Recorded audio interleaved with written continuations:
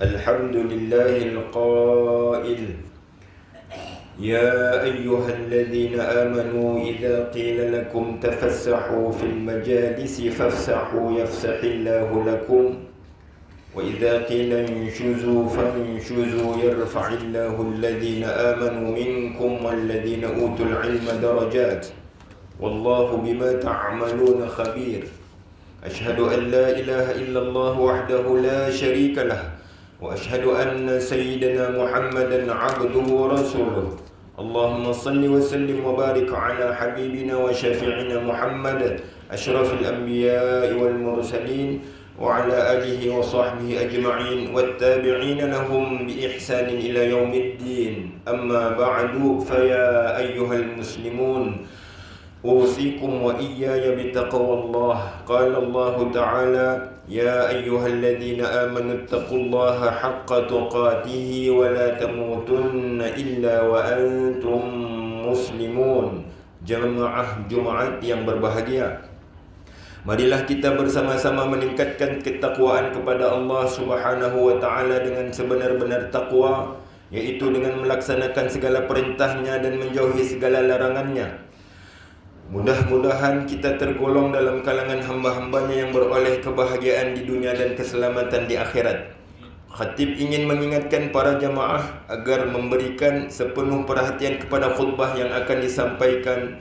Janganlah berbual-bual, tidur dengan sengaja ataupun bermain telefon bimbit, kerana perbuatan tersebut boleh menghapuskan pahala ibadah kita. Sebaliknya, mendengarkan khutbah dengan sepenuh perhatian adalah sebahagian daripada kesempurnaan solat Jumaat. Bersempena dengan sambutan Hari Guru Peringkat Kebangsaan kali ke-55 pada 16 Mei 2026, mimbar pada hari ini akan membicarakan khutbah bertajuk Hormati Guru, Kunci Keberkatan Ilmu.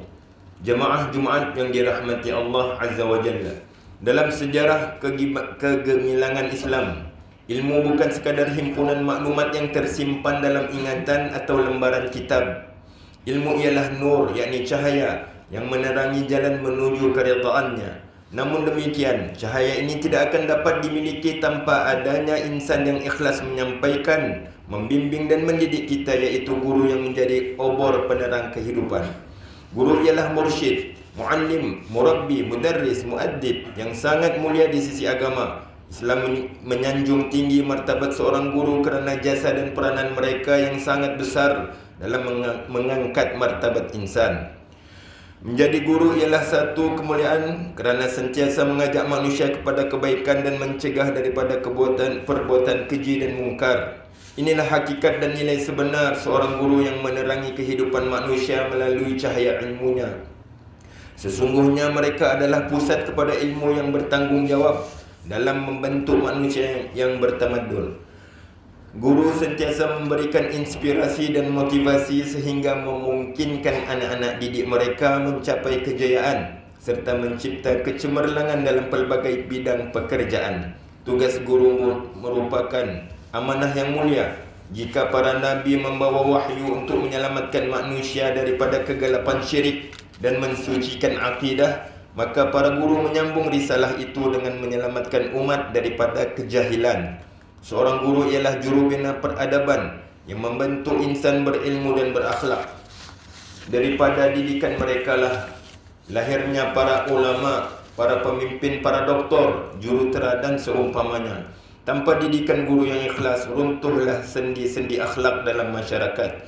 Kemuliaan tugas guru ini disebut oleh Allah Subhanahu wa taala sebagaimana firman-Nya melalui surah Al-Mujadalah ayat 11.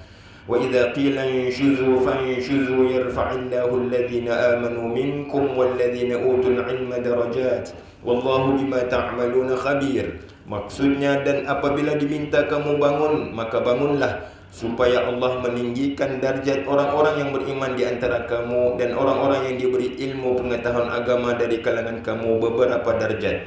Dan ingatlah, Allah Maha mendalam pengetahuannya tentang apa yang kamu lakukan. Ayat tersebut jelas menunjukkan bahawa Allah mengangkat tinggi nilai-nilai keilmuan dan yang berkaitan dengannya, termasuklah orang yang menyampaikan ilmu dan penuntut ilmu.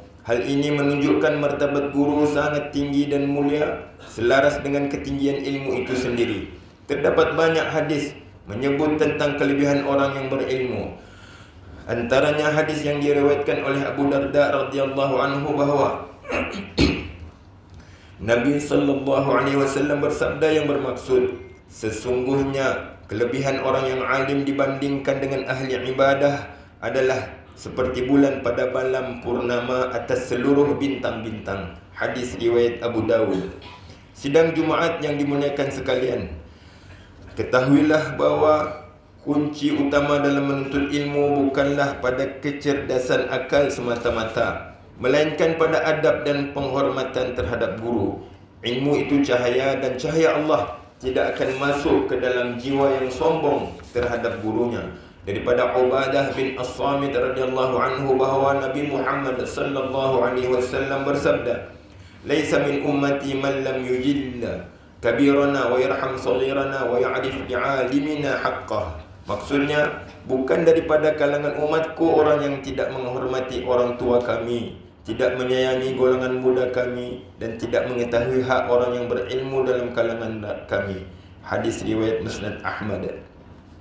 Seorang murid yang mendambakan ilmu yang bermanfaat wajib memiliki adab terhadap gurunya. Antara adab yang wajib dipelihara oleh setiap penuntut ilmu adalah: pertama, mentaati arahan guru selagi tidak bercanggah dengan syarak. Kedua, merendah diri dan tidak berasa lebih hebat daripada guru. Ketiga, menjaga lisan daripada meninggikan suara atau menyanggah dengan cara yang kurang sopan. Keempat, mendoakan kesejahteraan guru-guru kita sama ada mereka masih hidup atau telah tiada. Dan kelima, tidak memandang rendah walaupun guru itu punya kekurangan manusiawi. Muslimin yang berbahagia, apakah rahsia keberkatan ilmu? Keberkatan ilmu terletak pada keredaan guru. Tanpa redha seorang guru, ilmu yang dipelajari akan menjadi tawar, tidak memberikan kesan kepada akhlak dan mudah dilupakan. Imam Az-Zarnuji dalam kitabnya Ta'lim Al-Muta'allim menyebut, seorang penuntut ilmu tidak akan memperoleh ilmu dan tidak akan dapat mengambil manfaatnya melainkan dengan memuliakan ilmu dan ahli ilmu, yakni guru. Namun, apa yang berlaku hari ini amat membimbangkan. Terdapat segelintir pelajar yang semakin hilang adab dan tidak lagi menghormati guru. Media sosial dijadikan medan untuk memperlekeh guru, merakam video secara rahsia untuk dijadikan bahan jenaka. Malah ada yang melampaui batas dengan memfailkan saman terhadap guru hanya kerana tindakan disiplin yang kecil.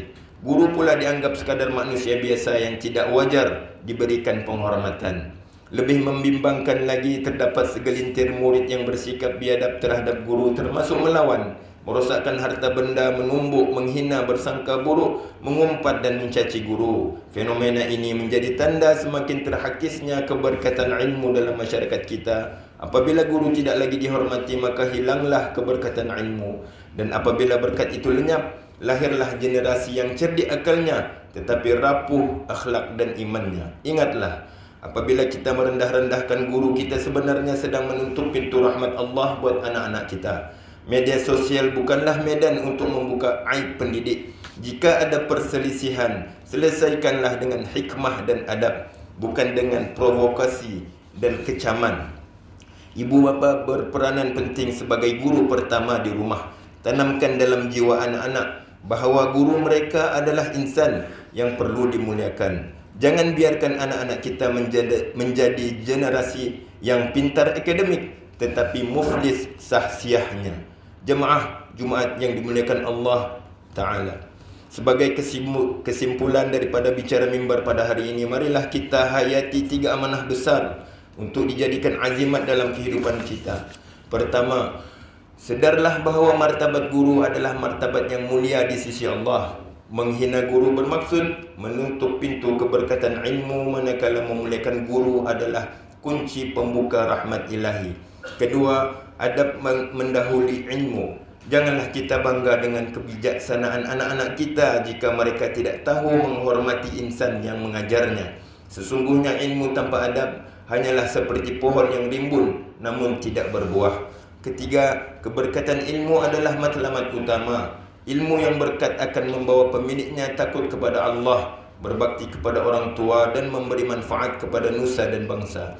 Firman Allah Tabaraka wa Ta'ala melalui surah Al-Ahzab ayat 70 dan 71. Ya ayyuhalladzina amanu taqullaha Ya ayyuhalladzina amanu taqullaha wa qulu qawlan sadida yuslih lakum a'malakum wa yaghfir lakum dhunubakum wa man yuti'illaha wa rasulahu faqad faza fawzan 'azima. Maksudnya, wahai orang-orang yang beriman, bertakwalah kamu kepada Allah dan berkatalah dengan perkataan yang benar, yakni jujur. Nescaya Allah memperbaiki bagimu amalan-amalanmu dan mengampuni bagimu dosa-dosamu. Dan sesiapa yang mentaati Allah dan Rasulnya, maka sesungguhnya dia telah mendapat kemenangan yang besar. Barakallahu li wa lakum bil Qur'anil azim.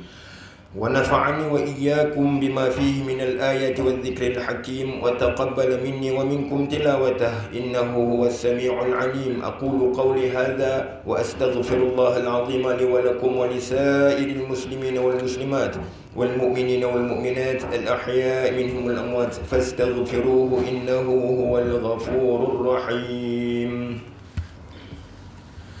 Alhamdulillah Rabbil Alamin. Wassalatu wassalamu ala Sayyidina Muhammad wa ala alihi wa ashabihi ajma'in wa man tabi'ahum bi ihsanin ila yaumiddin.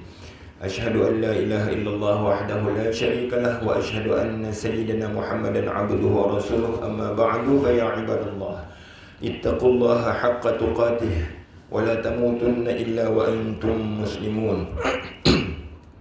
Sidang jemaah yang dikasihi, mimbar menyeru para Jumaat sekalian bersempena dengan Hari Belia Negara pada 15 Mei 2026 yang bertepatan dengan sambutan Hari Guru peringkat kebangsaan. Marilah kita peka dan cakna bahawa belia merupakan aset penting negara dan ummah.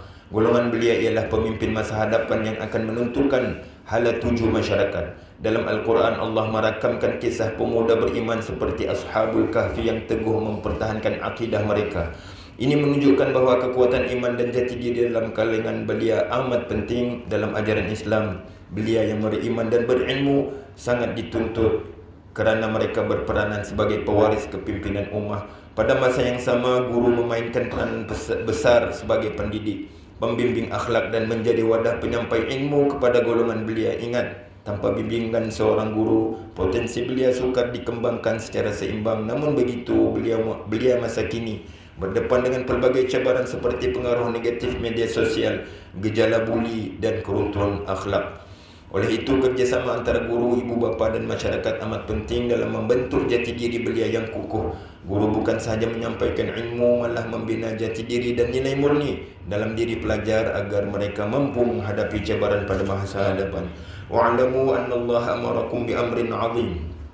Amarakum bis salati wat taslimi ala nabiyil karim. Faqala Allah Ta'ala, Inna Allah wa malaikatahu yusalluna ala nabi ya ayyuhalladzina amanu sallu alaihi wa sallimu taslima. Allahumma salli ala Sayyidina Muhammad wa ala ali Sayyidina Muhammad kama sallaita ala Sayyidina Ibrahim wa ala ali Sayyidina Ibrahim wa barik ala Sayyidina Muhammad wa ala ali Sayyidina Muhammad kama barakta ala Sayyidina Ibrahim wa ala ali Sayyidina Ibrahim fil alamin innaka Hamidum Majid. Amin ya rabbal alamin.